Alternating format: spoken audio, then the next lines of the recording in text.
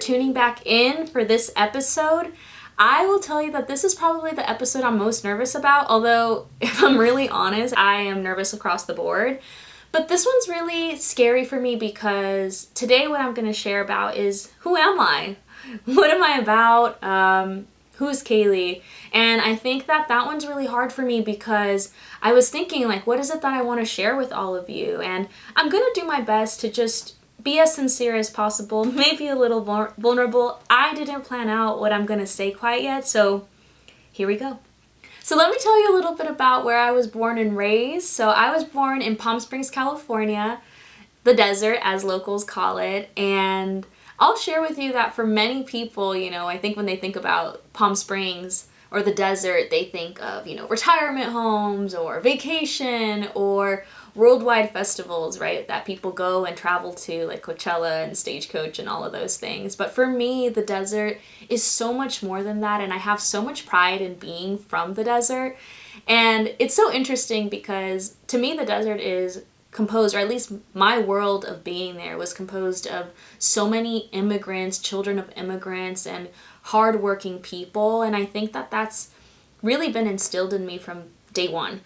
And I think as being someone from the desert, I have to say that while I'm so proud, I remember growing up being so curious about what's on the other side of the mountain, or a valley. And I remember driving to high school. I went to Cat City High School for those of you who are from the desert. And I remember driving to high school and thinking, what could be on the other side of the mountain? There was always this curiosity about getting out of the desert. And I will share that it's funny because now there is no place like home for me. I've been out of the desert for over a decade. And if I am feeling completely lost or without direction, home is where I go, and that's still the desert. And I think home is where I go because it's less about the place and it's more about the people.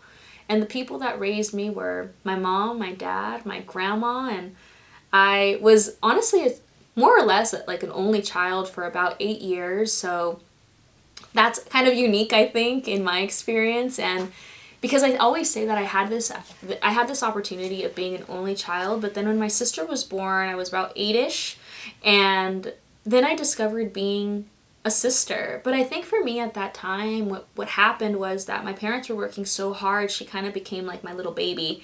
And so I was learning how to be a mini mom.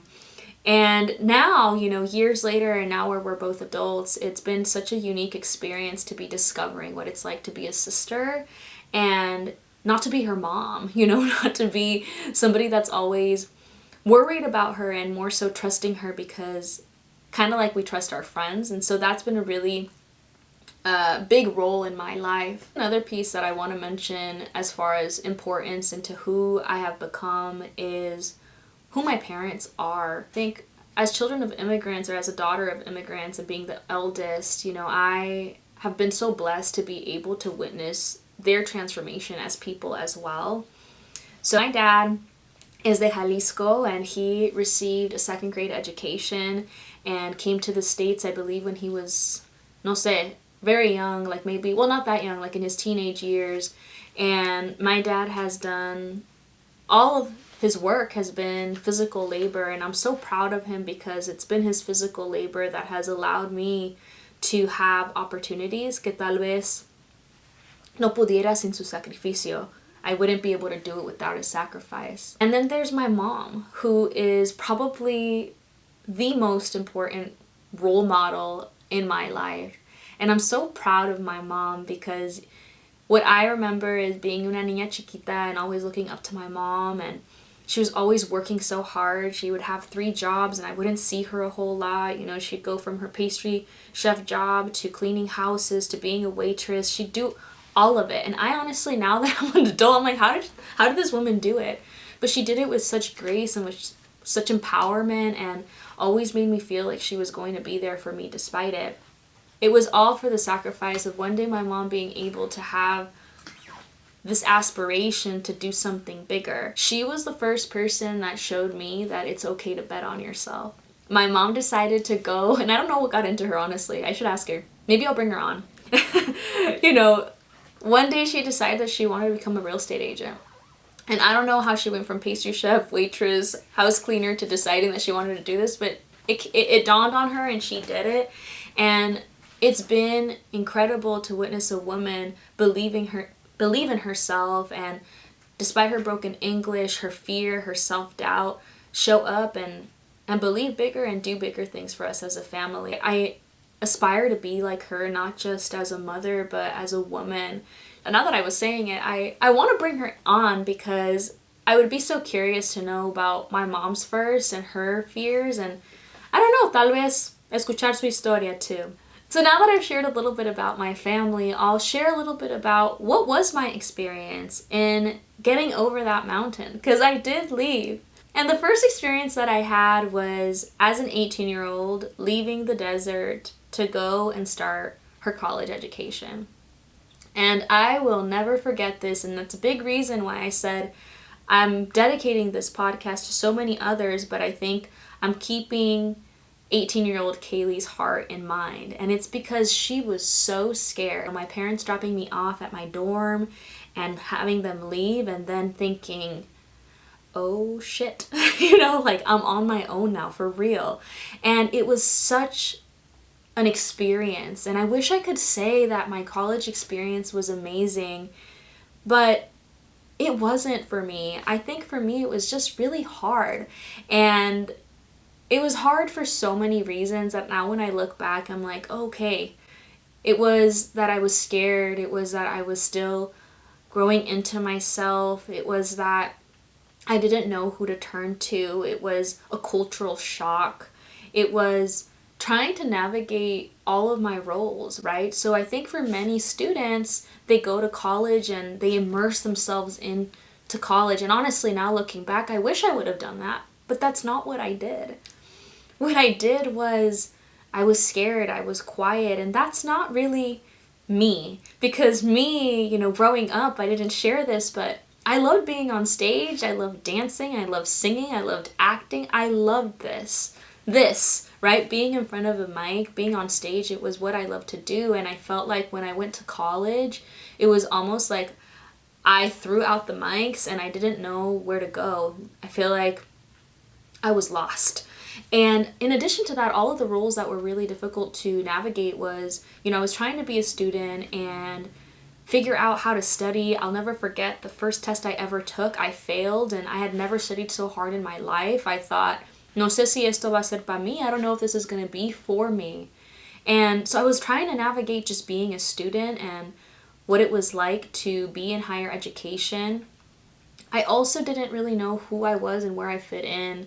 I'm so grateful for the few friends that I really made, and that they were so incredible and welcoming and whatever, right? But I also never really felt in. I felt like I had also this obligation back at home, and it wasn't necessarily because my parents were like, tienes que venir a la casa, but it was this sense of, I still had an 8-year-old sister at home, and she still had dance recitals, or she still had her birthdays, or there were still family gatherings that I didn't want to miss out on. And so I would choose to go home. And in choosing to go home to take care of those roles, I also think I was choosing to not really immerse myself into the student life. Entonces, it took me probably 2 years to really feel like, okay, I'm here now, and what am I going to do about it? Because I think for the first 2 years as a student, I was just scared and I let fear get to me. But it was my junior year where I thought, okay, let's put our big girl panties on, And that's when I finally started reaching out, and I started, being involved, and where I discovered mentorship. I'll never forget the moment that I went to this interview for this program. It was a coaching program where we would coach other students in adjustment to the college life, which is so funny because I was dealing with that myself, but there I was trying to support others. And it was so cool to be in a space where I was being led by a Latina, where I could see her personality and I could see me in it, and where she kind of gave me a little slice of home.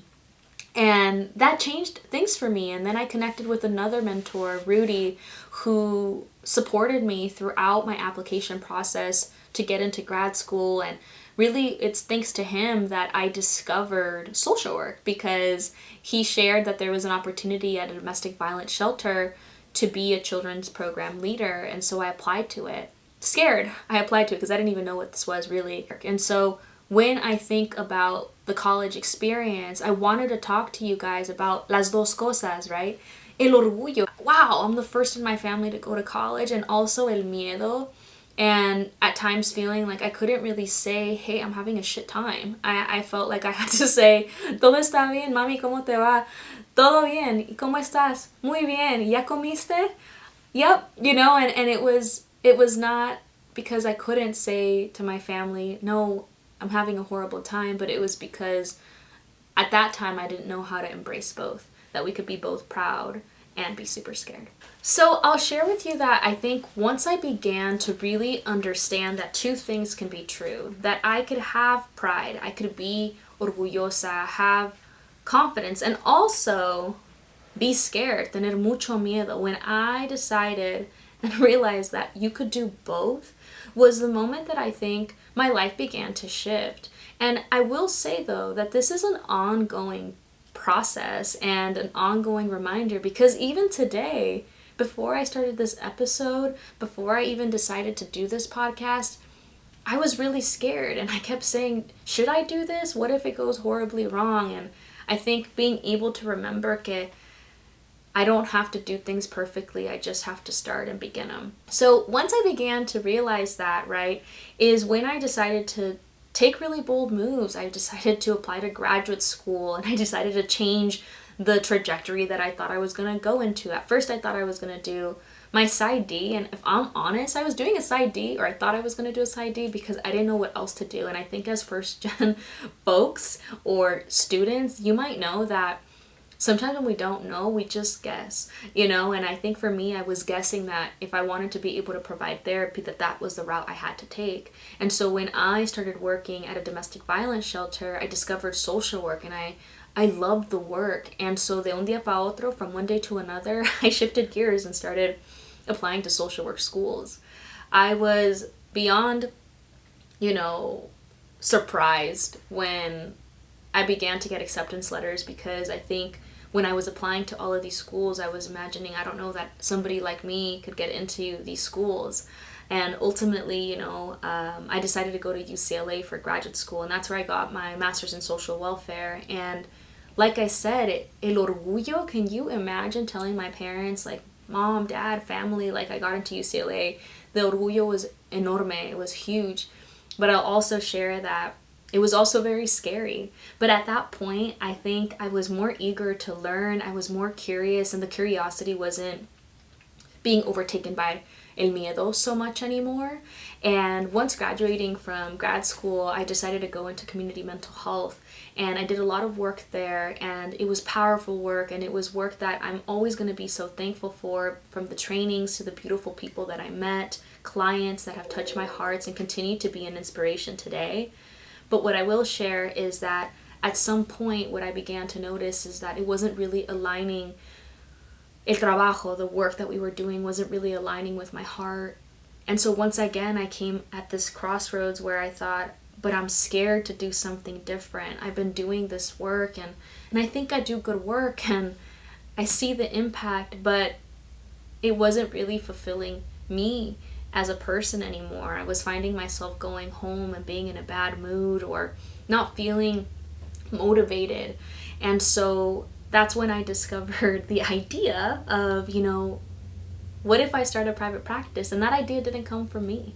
That idea came from my best friend, and at the time my coworker, Brandon, who is now the co-founder of our practice. And it's so interesting when you put together children of immigrants, because we can dream big, but we're still scared. And it was in 2020 when we decided to quit our jobs and go full force into private practice. And what I can say about being the first in so many ways, right? Like the first daughter, the first to leave for college, the first to get a master's, the first to quit her job in the middle of a pandemic, and the first to start this type of business, right? Is that it came with so much pride. And now I can look back years, because it's been years, with so much pride, but I will share that it was so incredibly scary. But I'm so thankful because I didn't do it alone. And sometimes in our life, I think I'm a person who believes that que la gente adecuada, they come into your life for a reason. The right people come into your life for a reason. And for me at that time, when I was scared and I was thinking about how do I get out of here, I didn't see something bigger like starting my own practice as even an option. And sometimes you need people who can believe in you and your mission. And that's what Brandon was for me. So, we took a leap of faith and we quit our jobs and we started a private practice, and it has been anything but easy, but it has come with so much pride because we have gotten to make it what we want. We have gotten to push through and learn and get to service people like us. We get to service other children of immigrants. We get to service the first gen folks, the people who are doing something for the first time. We get to service the people who are checking off everything in their life and are still feeling empty. And so this all ties back to me being the first, because I want you all to know that while, on social media or even when you meet me, I'm someone who can put it on, and that is me. There is a sense of confidence in me, that there's also this person that's chronically scared. But may you know that while there's orgullo, there's also miedo. So I think that's where I'll leave it. Thank you so much for listening to my story, or at least a part of it. And I hope that I can get to know all of you, that we can connect, and that you enjoy the following guests that I will be bringing in. I'm really excited about them because, like I said, it's everyday people who get to talk about their stories, their orgullos, and their miedos. Check you next time. Woo! She's done! She's done! She's done!